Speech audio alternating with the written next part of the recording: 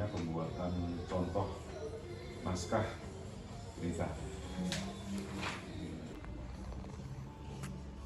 Gitu ya. Ya apa ya? Ya seperti tadi yang sedikit sudah saya singgung, bahwa kita pengumpulan informasi berupa gathering itu, agregator berita itu apa namanya, menggunakan Google News atau memantau sumber terpercaya secara real time, media-media nasional seperti misalnya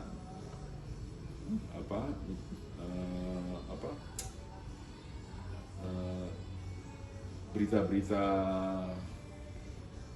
mainstream yang ada olahraganya, atau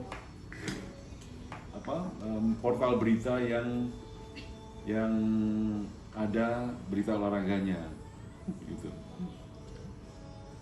Kemudian sesekali kita juga mengkonfirmasi terhadap bagaimana tanggapannya tentang peristiwa olahraga tersebut dari pengamat olahraga di lokal provinsi atau yang ada di sekitar Semarang. Biasanya itu akan menjadi berita yang menarik gitu. Bagaimana pendapat pertandingan semalam versi misalnya pelatih sepak bola di PSIS misalnya. Nah, kita minta hal itu. Karena kalau menghubungi langsung ke Safri misalnya, atau apalagi ke Sintayong misalnya, tentu itu agak kesusahan kita. Kemudian mungkin itu ya, untuk mempercepatnya ya. Kemudian setelah itu kita sunting dari redaksi menggunakan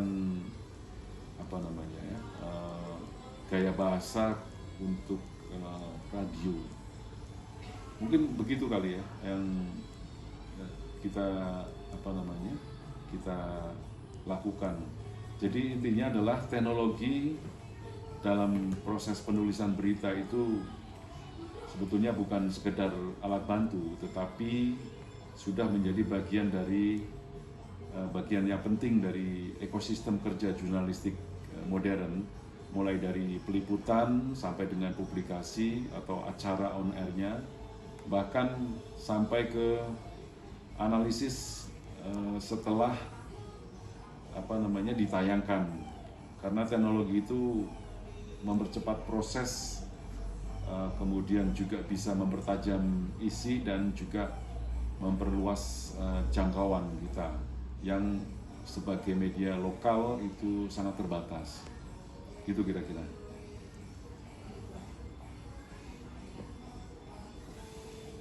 Langsung ke pertanyaan selanjutnya, Pak. Boleh?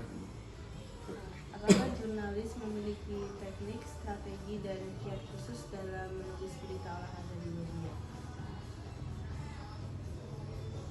Oke. Itu sebetulnya pertanyaan yang bagus tuh. Sebetulnya saya ingin tak telepon langsung ke jurnalisnya, bagaimana dia itu. Saya ini tak telepon ya.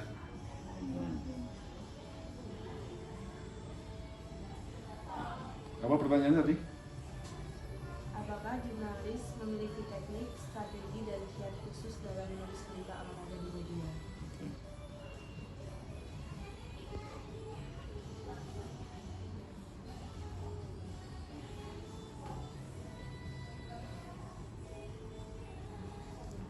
Halo Mas Erwin.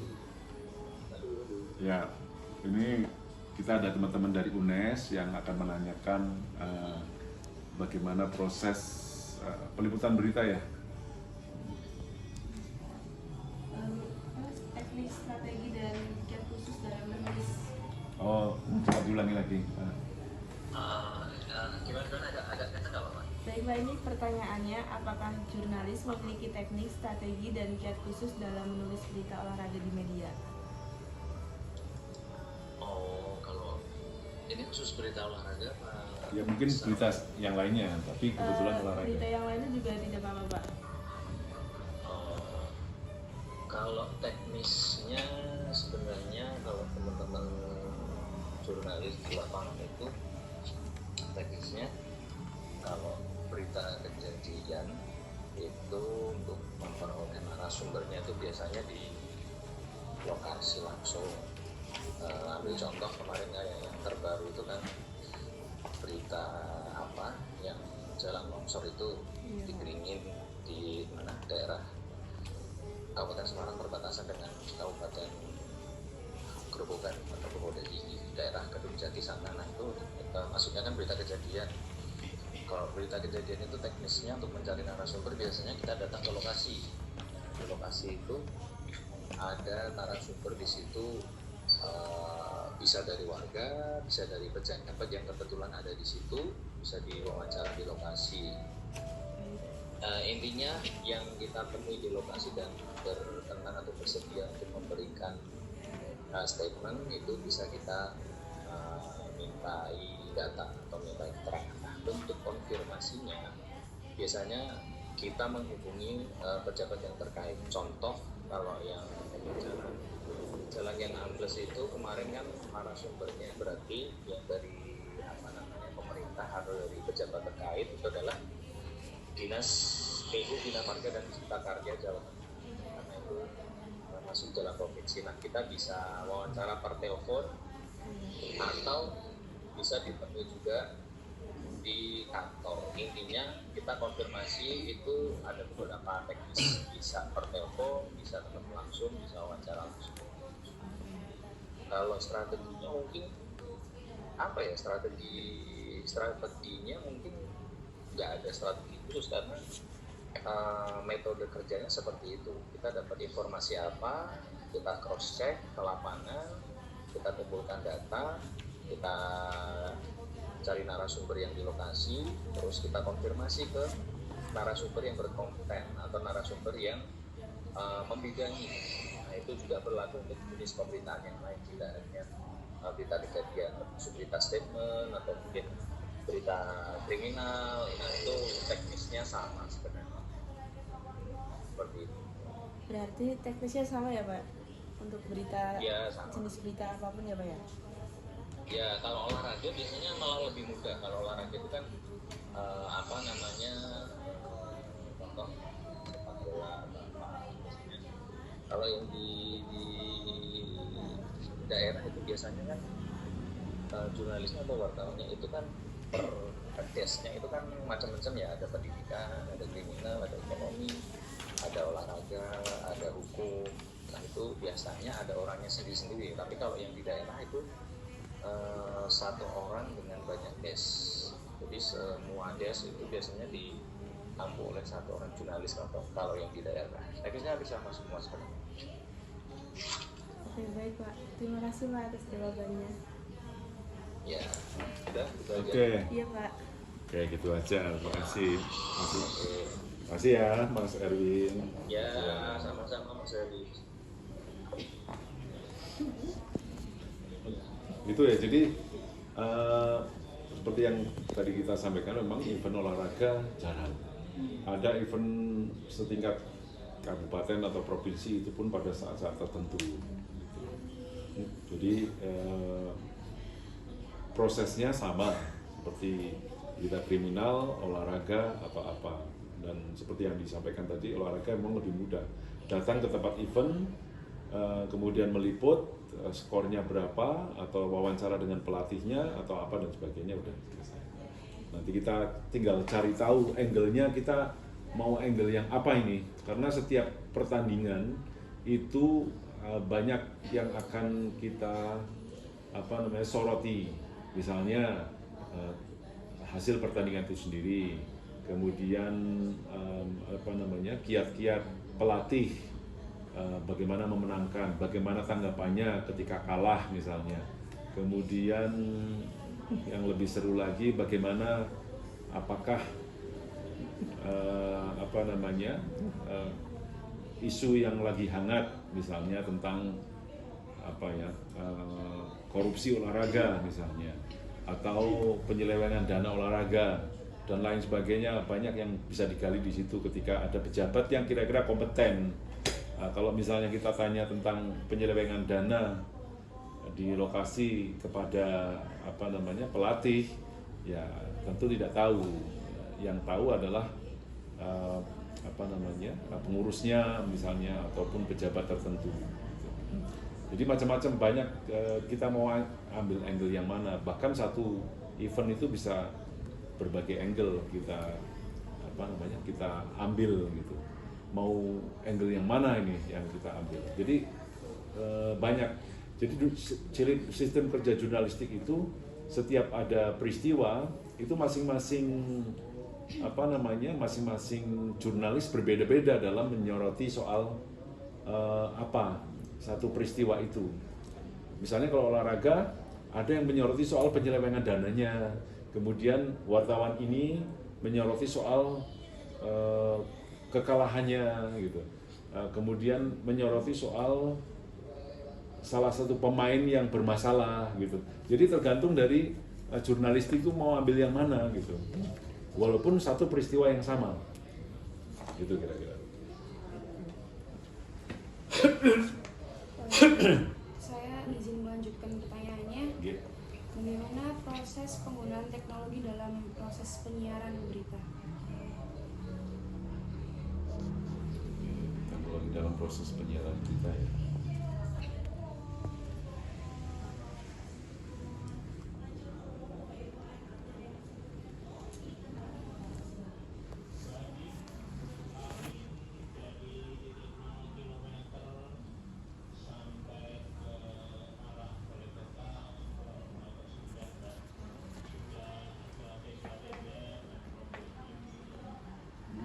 Teknologi, bukannya itu sama seperti tadi ya, beda ya?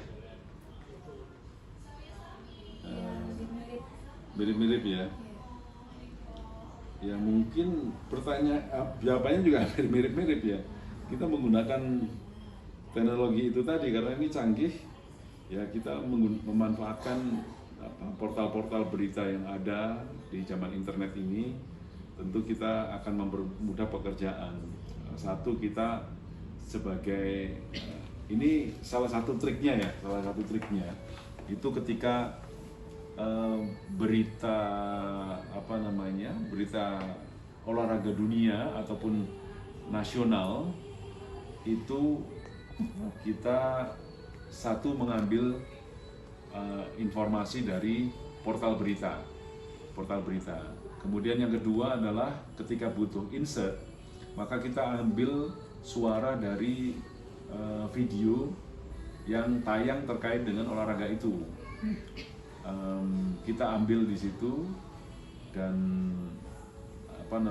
kita narasinya atau naskahnya kita buat sendiri.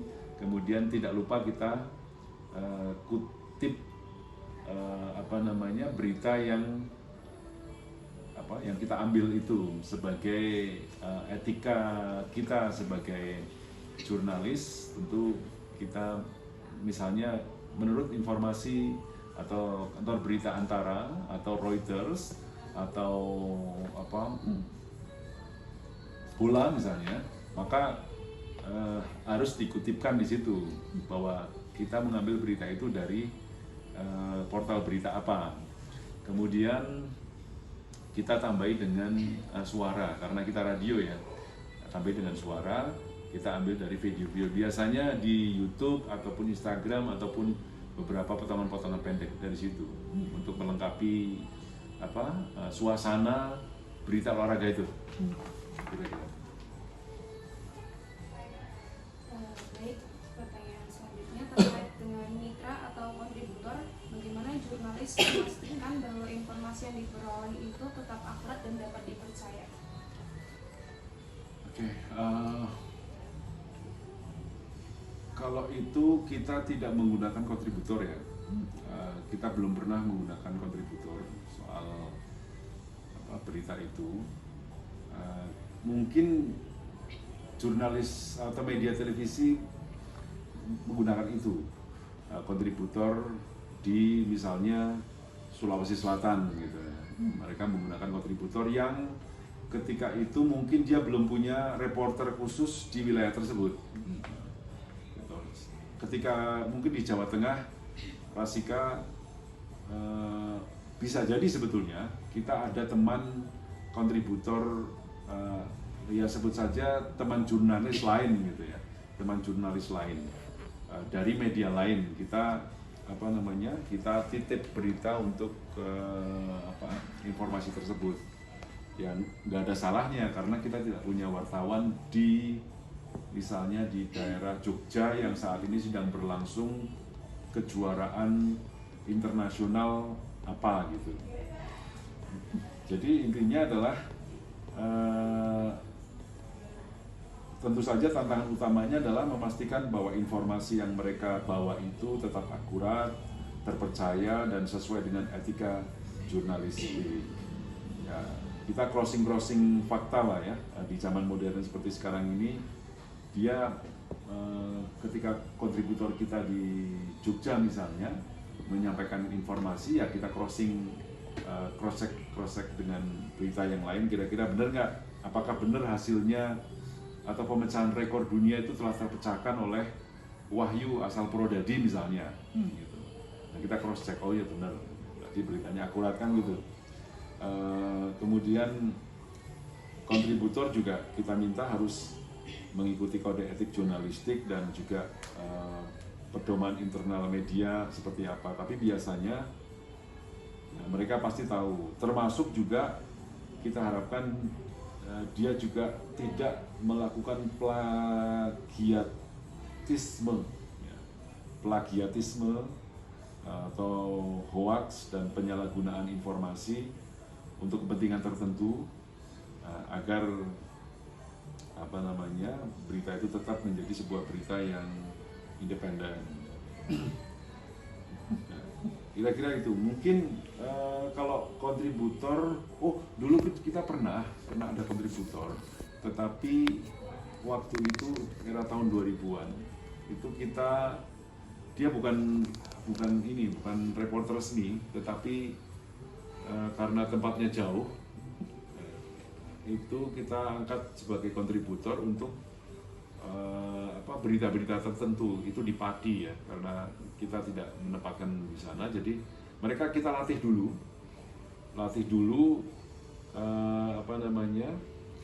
pelatihan jurnalistik dasar, kemudian kita latih dulu wawancara, kita latih bagaimana dia memvalidasi data, kemudian bagaimana dia menulis berita secara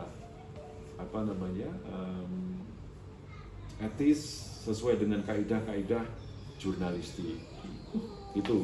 Jadi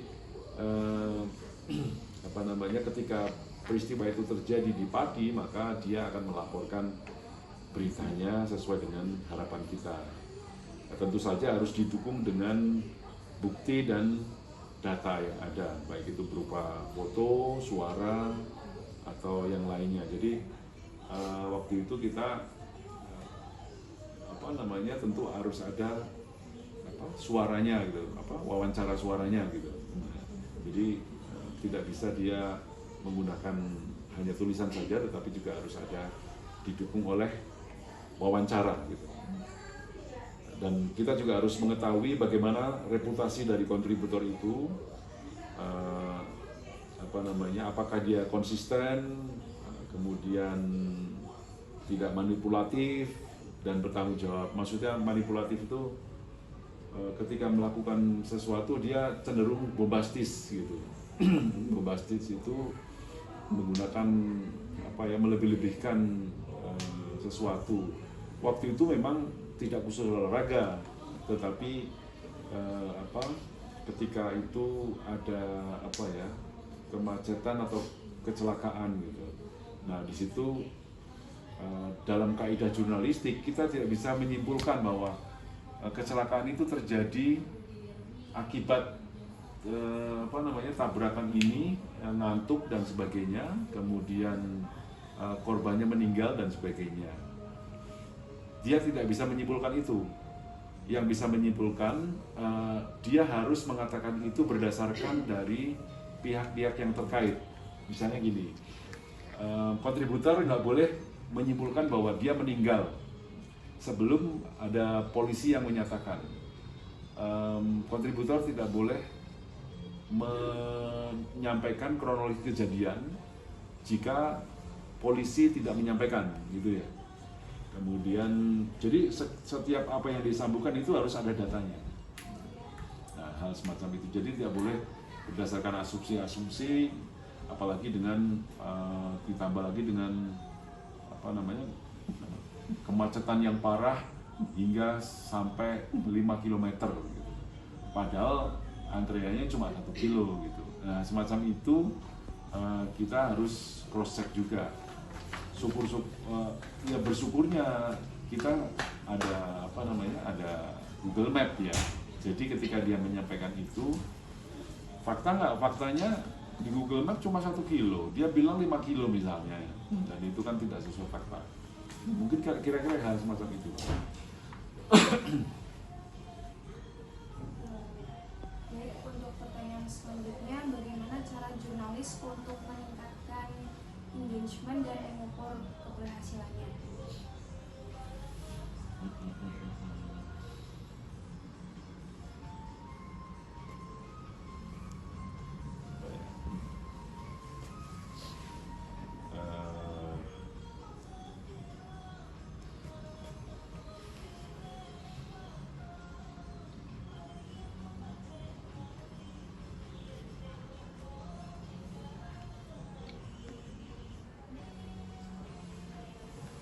Boleh deh ya.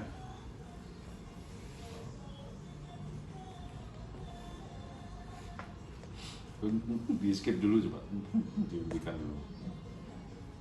Enggak ya, dari jurnalisme radio modern itu kan nggak sekedar menyampaikan berita, tetapi bagaimana membangun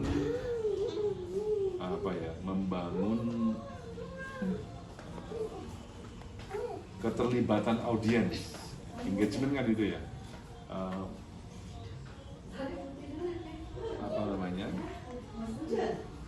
dan juga bagaimana Rasika itu mengukur dampaknya secara nyata. Itu kita lakukan sebetulnya tidak ngomongin soal berita olahraga ya, ini lebih ke informasi lalu lintas misalnya. Itu engagement itu harus penting karena kita selama ini untuk membangkitkan atau menciptakan engagement itu harus ada interaktif di on air dan bahkan off air juga gitu. Misalnya interaksi itu kita gunakan dengan telepon dengan pendengar. Jadi pendengar biasanya mereka telepon ke radio untuk menyampaikan informasi gitu. Atau narasumber kita telepon untuk melakukan interaksi gitu. Jadi kita menggunakan telepon untuk melakukan interaksi. Saat ini telepon lebih murah dibandingkan beberapa tahun yang lalu, yang ketika itu dari HP dari belum ada WA ya, itu masih cukup mahal. Tapi sebetulnya itu kita nggak ngomong soal mahal dan tidak ya, tetapi lebih ke engagement. Zaman dulu itu sebelum ada HP itu kan melalui telepon. Jadi dia harus di kantor atau di rumah. Kalau di perjalanan belum ada HP. Setelah ada HP, kita telepon agak mahal juga. Tapi setelah ada WA ini akan lebih murah, sehingga siapapun bisa meningkatkan engagement itu. Tapi kita nggak ngomongin soal murah dan tidaknya ya. Kita yang penting bagaimana menciptakan engagement. Break dulu sudah. Bukan adalah interaktif on air baik lewat telepon maupun melalui chat, SMS. Kalau sekarang SMS nggak ada, pokoknya lebih ke WA ya sekarang itu. Artinya pesan gitu ya, pesan singkat.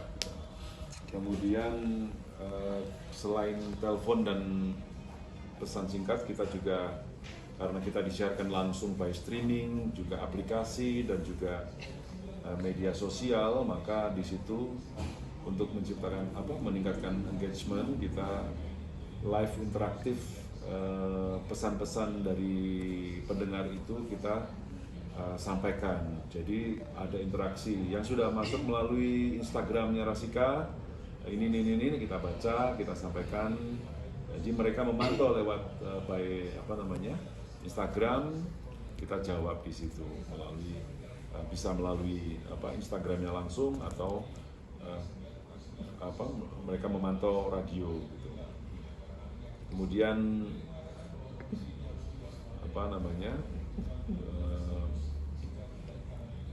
mungkin itu barangkali ya yang kita lakukan untuk menciptakan engagement itu. Yang pasti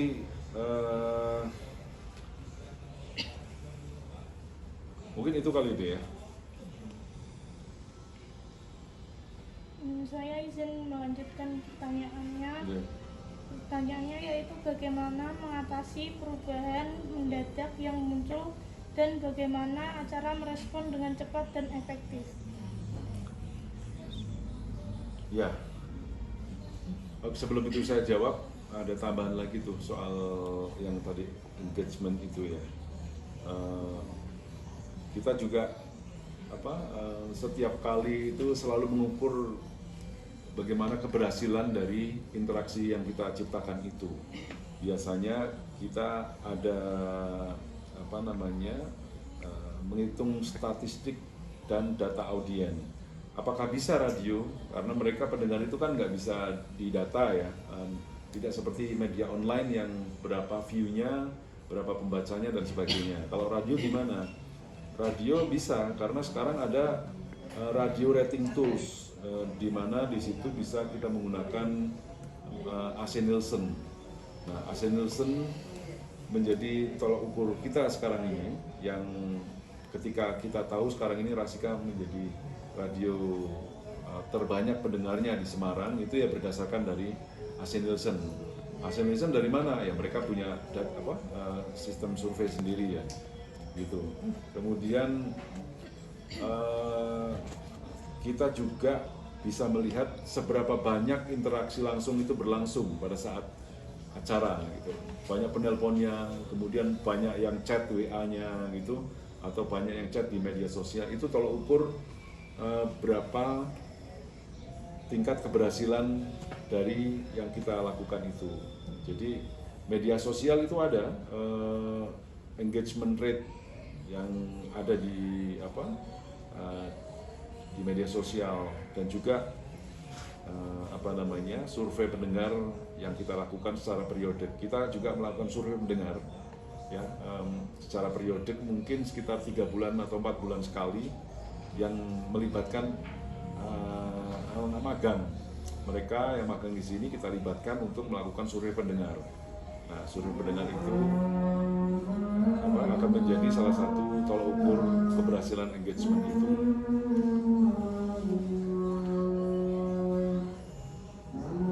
Jadi intinya adalah engagement itu dalam jurnalisme itu adalah tentang bagaimana membangun dialog, bukan hanya monolog tok gitu ya. Kita hanya menyampaikan informasi saja, membaca berita saja, tetapi juga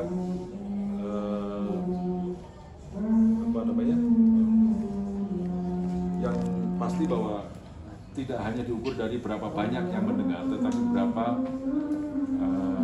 berapa yang terhubung dengan mereka, kan itu intinya. Oke, yang pertanyaan kedua soal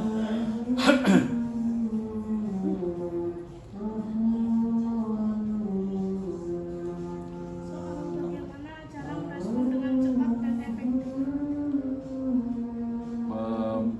tadi perubahan mendadak ya. Ya, memang perubahan mendadak itu bagian yang tak terpisahkan dari kerja jurnalistik di terutama media radio ya, yang bersifat langsung, cepat dan real time.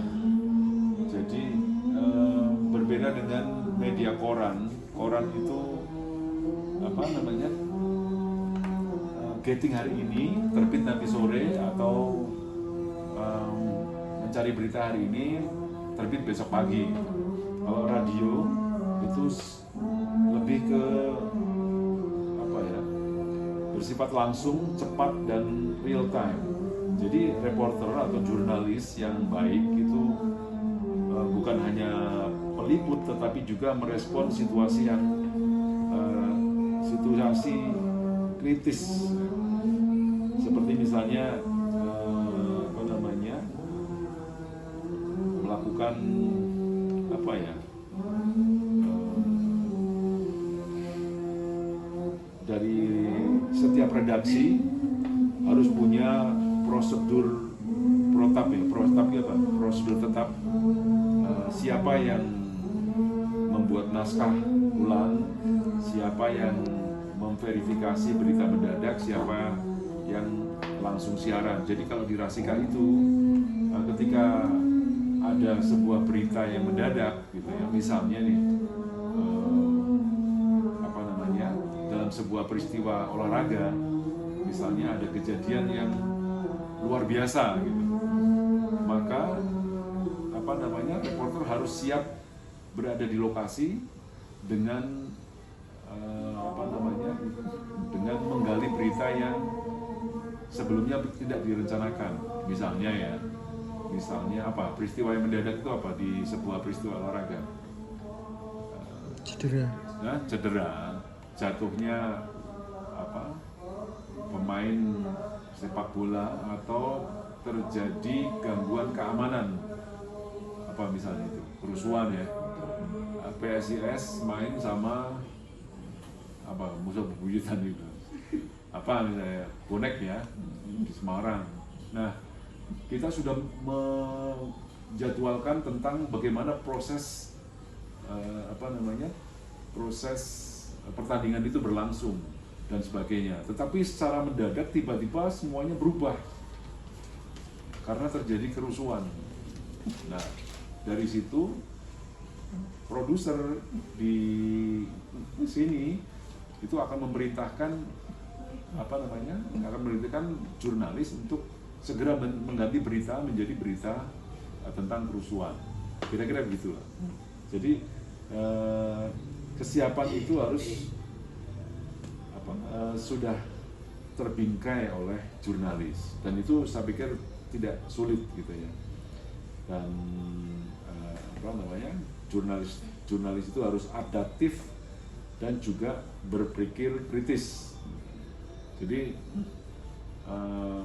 apa namanya, pertanyaan-pertanyaan yang tadinya disiapkan untuk pelatih di lokasi misalnya, maka pertanyaan diganti otomatis bagaimana apa namanya,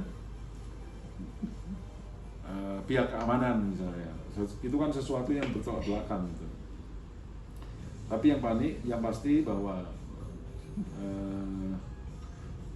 pada saat itu terjadi, kita tidak panik. Artinya tidak panik itu, kita tidak serta-merta langsung melaporkan kejadian, ini membakar ini dan sebagainya. Tetapi kita kumpulkan dulu data-data yang ada, apa namanya, untuk bahan siaran. Gitu. Prinsipnya di radio itu adalah cepat tapi benar. Cepat tapi benar. Kita lebih baik delay 1 menit tetapi akurat daripada cepat tapi keliru gitu. Dan itu harus apa, nanti kalau keliru harus merelat dan sebagainya, itu yang bikin kita repot ya. Dan tentu saja apa namanya, reporter itu harus punya teknik respon efektif di siaran langsung gitu. Kalau misalnya berita mendadak ketika siaran, ya penyiar akan menyampaikan bahwa kami baru saja mendapatkan laporan penting dan seterusnya dan seterusnya. Dan berita yang tadi sedang disampaikan itu otomatis akan berubah secara kilat. Kalau di televisi mungkin ada sebuah acara yang sudah direncanakan, tiba-tiba ada kejadian yang mendadak. Mendadak itu sebuah breaking news yang luar biasa. Praktis acara yang sudah disusun 1 jam berikutnya itu langsung diganti tuh. Seperti kayak misalnya Metro, TV One, Kompas dan sebagainya. Itu sudah memplanning 1 jam berikutnya apa, 2 jam berikutnya apa. Tapi karena berita yang luar biasa, udah ganti semua itu. Narasumber yang tadinya akan talk show dan sudah datang di situ, itu dibatalin semua karena adanya kejadian yang luar biasa gitu ya. Pernah dengar itu ya, pernah terjadi sama seperti di radio juga begitu. Jadi acara berikutnya yang misalnya nanti akan ada dialog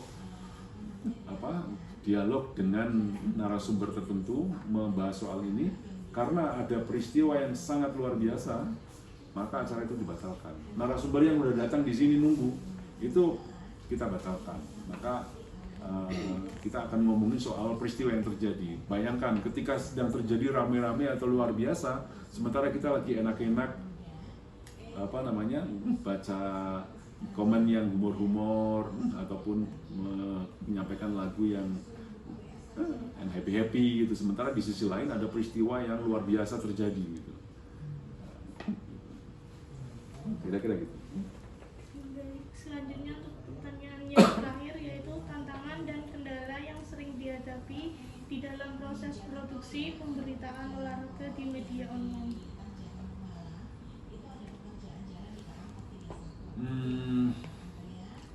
Prinsipnya sama ya. Semua berita itu jadi berita online itu berlomba-lomba untuk cepat. Di radio juga gitu, persaingan kecepatan melawan akurasi. Jadi tekanan itu untuk menjadi yang pertama membuat orang itu berlomba-lomba untuk melakukan yang tercepat, dan banyak media itu tergoda untuk melewatkan verifikasi biasanya. Yang penting adalah cepat gitu. Dan kita harus verifikasi. Yang tidak kalah penting adalah cepat tapi akurat. Berita tidak akurat, maka efeknya apa, tahu nggak? Kehilangan kepercayaan dari pembaca. Gitu. Jadi harus begitu kira-kira. Dan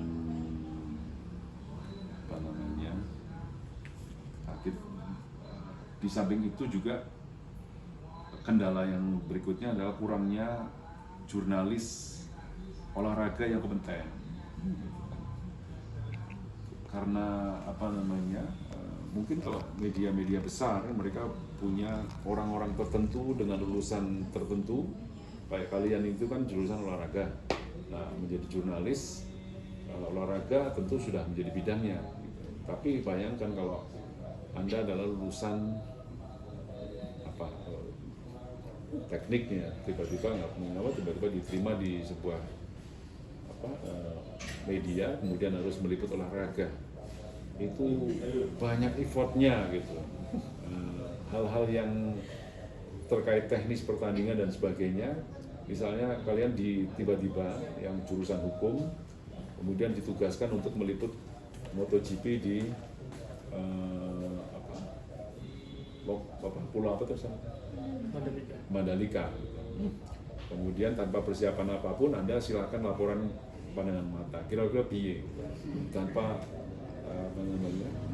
tidak menyukai motor, tidak mengetahui balapan atau tidak punya dasar-dasar olahraga, repot kan? Nah, kira-kira itu. Jadi kendalanya itu. Dan juga kita menghindari judul-judul yang sensasional, karena tuntutan masyarakat sekarang ini kan orang akan mengeklik ataupun membaca itu kalau judulnya sensasional kan gitu ya. Dan memang kenyataannya tekanan dari SEO itu judulnya harus bombastis, harus yang sensasional. Tetapi mungkin ya berhasil media online harus bermain juga dengan sistem di itu tuh algoritma ya, agar biasanya orang-orang jurnalis itu bermain algoritma dan biar artikelnya muncul di googling kan gitu. Nah, biasanya orang-orang membuat judul provokatif ataupun clickbait ya, biasanya cenderung clickbait ya. Isi artikel yang kadang tidak sebanding dengan judulnya. Pernah dengar nggak, judulnya ini isinya beda gitu. Ya berhasil memang, tetapi kepercayaan publik jadi akan menurun. Apalagi yang hoax dan disinformasi ya, banyak misalnya rumor transfer pemain atau isu internal dari sebuah klub olahraga disebar oleh akun anonim misalnya. Nah, tantangan jurnalistik itu adalah bagaimana dia memfilter mana yang layak naik sebagai berita dan mana yang harus dibantah atau dikabarkan. Mungkin itu sih barangkali ya. Dan jangan lupa juga interaksi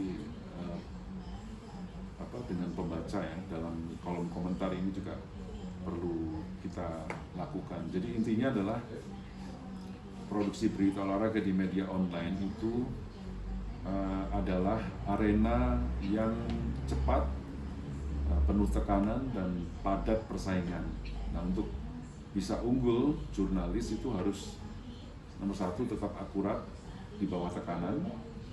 Maksudnya tekanan bukan redaksi ya, tetapi tekanan publik gitu. Tekanan bagaimana orang pingin cepat membaca, pingin cepat mendapatkan kabar. Kemudian kita juga harus berani menggali sisi manusianya, humannya, dan taktis dari olahraganya. Dan tentu saja kita harus menguasai platform digital secara strategis. Kira-kira itu.